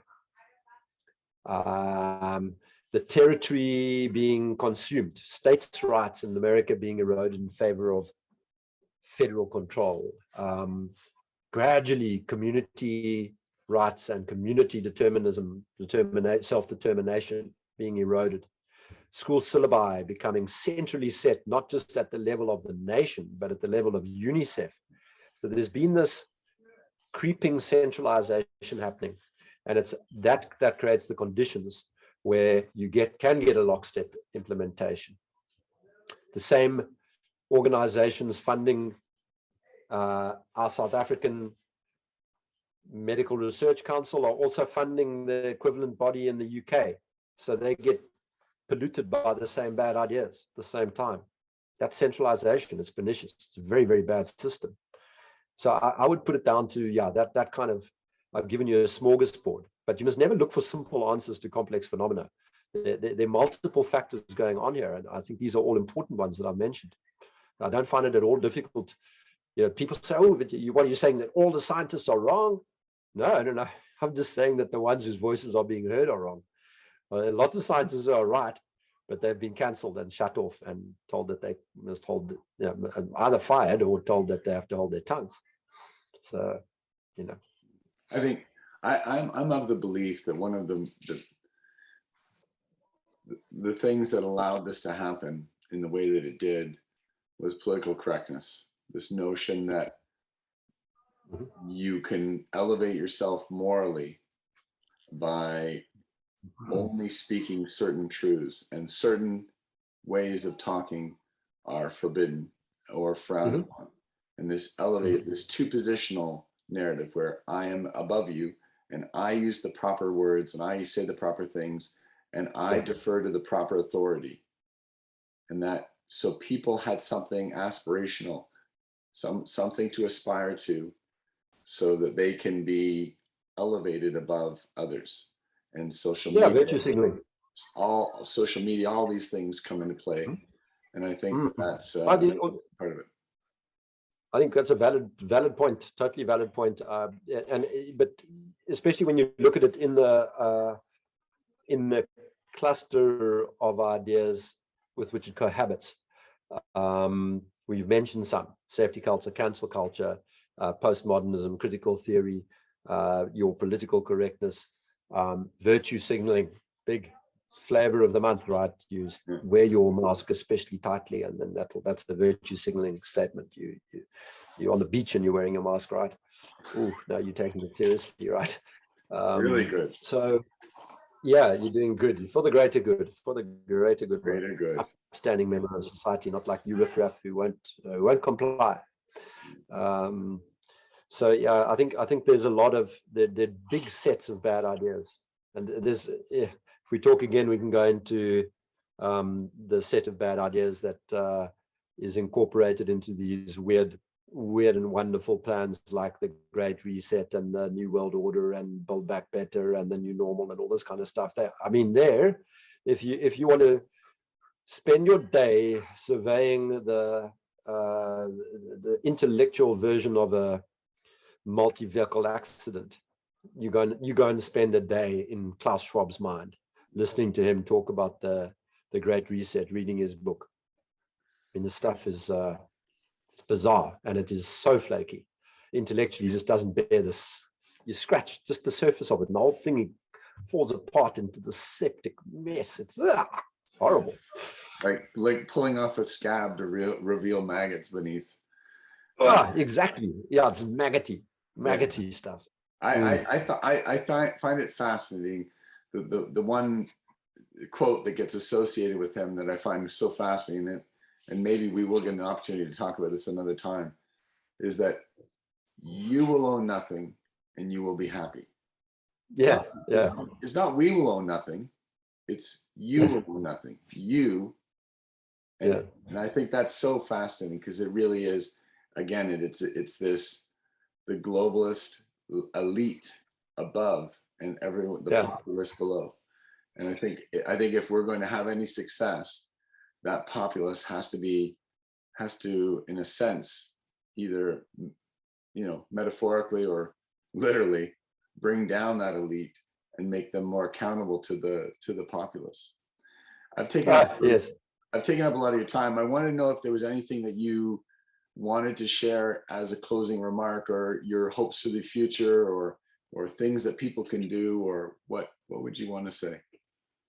Yeah, just keep on fighting it. The most important thing is to continue speaking out, and whether it's in public or one by one person, one-on-one. Don't give up.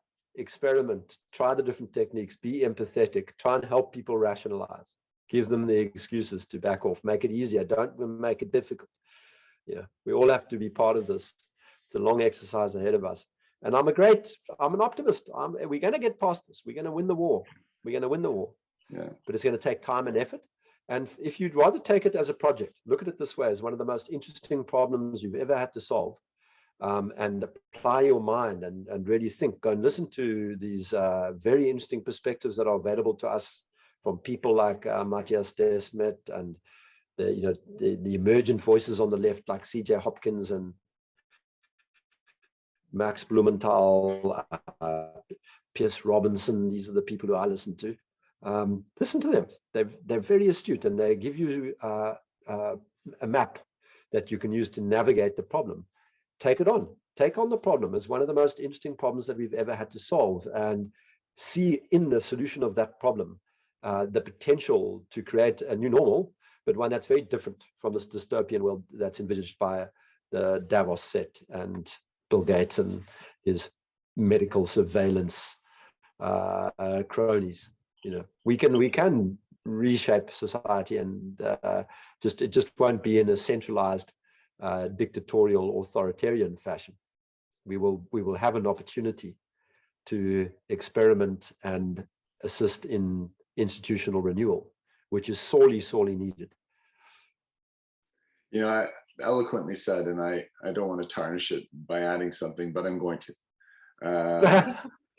I think people need to look to connect people. So if you meet someone over here that is of like mind, and you meet someone over here, connect those two. Because I think when people are siloed and they have no idea, they start to feel like they're alone, and they start to feel saddened and isolated and fearful.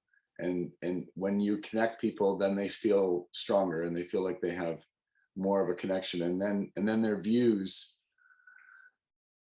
don't seem so odd, and they don't question why they are now of a different mindset than the government that they, particularly in the Commonwealth nations, that we've always been told to trust our government, and that's it's really quite a scary thing to say, my goodness, my government is not doing they do not have my best interest at heart. And I think that's scary. And so when you bring people together and you connect them, then they don't feel that fear in the same way. So there, I've tarnished your beautiful summary. No, it's a very valuable addition, and I appreciate it. Yeah. Well, thank you very much for doing this. I really appreciate it. Maybe we'll talk again at some point. Thank you, Bruce. It's been a real pleasure. Thanks very much, and all the best with your efforts. Thank you. I hope you enjoyed this episode. Please note that neither the host nor the guest have any undeclared conflicts of interest. Please visit novametricsinc.com for more information about the Canadian COVID collaboration.